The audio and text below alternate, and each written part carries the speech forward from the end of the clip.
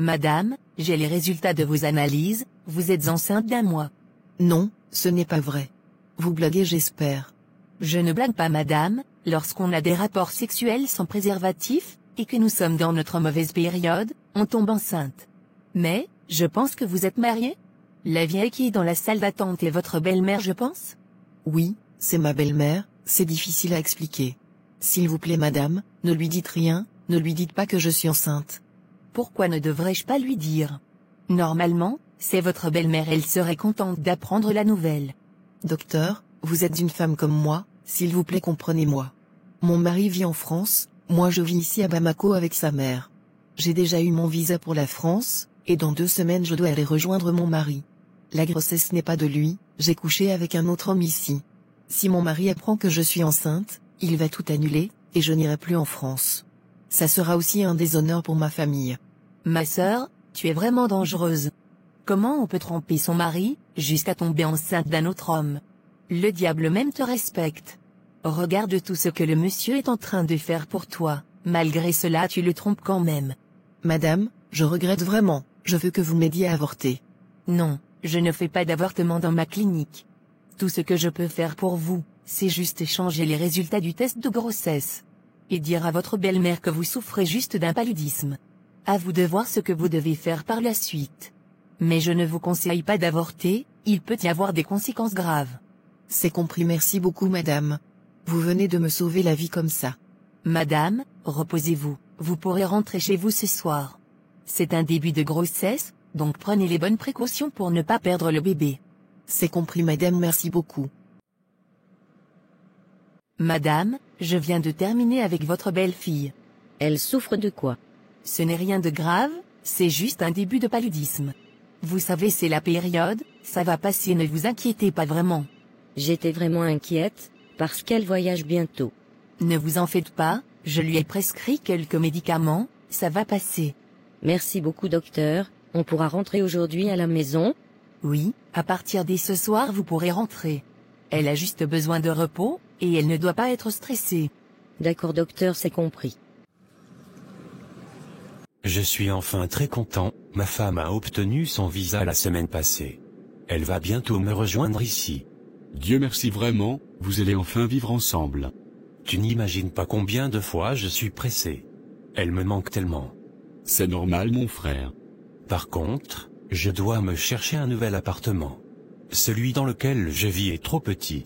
Mais je veux d'abord qu'elle vienne, pour qu'elle en fasse la demande.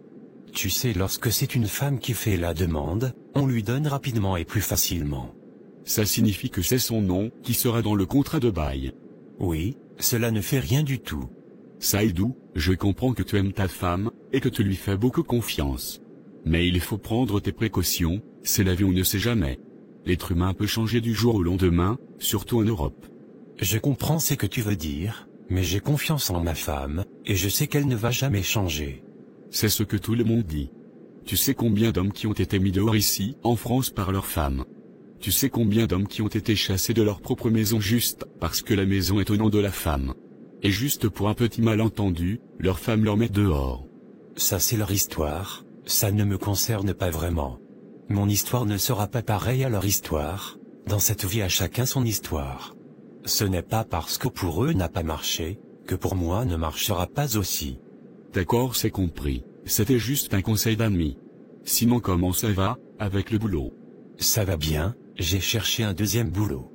Parce que ma femme doit venir, les charges vont augmenter. Ça c'est vrai, mais elle devra travailler aussi pour t'aider. Oui, mais ce n'est pas une obligation. Chez nous c'est l'homme qui doit travailler pour emmener à la maison. La femme, son rôle c'est de s'occuper de la maison et des enfants. Si elle veut travailler, elle peut le faire, mais ce n'est pas une obligation pour elle, et aussi son travail ne devrait pas l'empêcher de s'occuper de son foyer. Chez nous, il n'y a pas cette affaire de 50-50. Tout homme qui le fait avec sa femme, il n'est pas digne.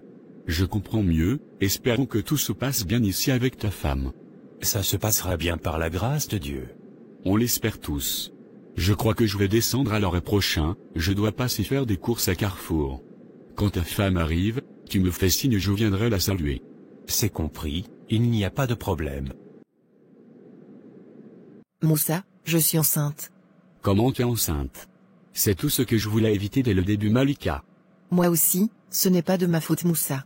C'est de ta faute, tu m'as pourtant dit que tu savais calculer tes jours. Oui, mais il peut arriver qu'on se trompe aussi. J'ai toujours voulu me protéger, tu l'as refusé, tu vois maintenant les conséquences. Tu ne dois pas garder cette grossesse, tu dois l'avorter. Car je ne suis pas encore prêt à m'occuper d'un enfant. Moussa, je ne peux pas l'avorter, cela risque de me créer des problèmes car je voyage bientôt. Comment tu vas faire alors? Une fois que j'arrive, et je couche avec mon mari, quelque temps après, je vais lui donner la grossesse. Je vais lui dire que la grossesse est de lui. Tu penses qu'il te croira? Bien sûr, il me fait confiance. Il sait qu'à part lui, je n'ai pas couché avec un autre homme.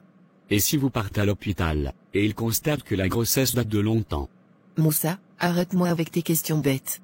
Tout ce que je te demande c'est de garder silence, ne le dis à personne. Même ma mère ne le sait pas, et je ne veux pas lui dire. D'accord, c'est compris. Je ne le dirai à personne, je te le promets. Je veux juste arriver en France là-bas. Ce qui arrivera, on verra.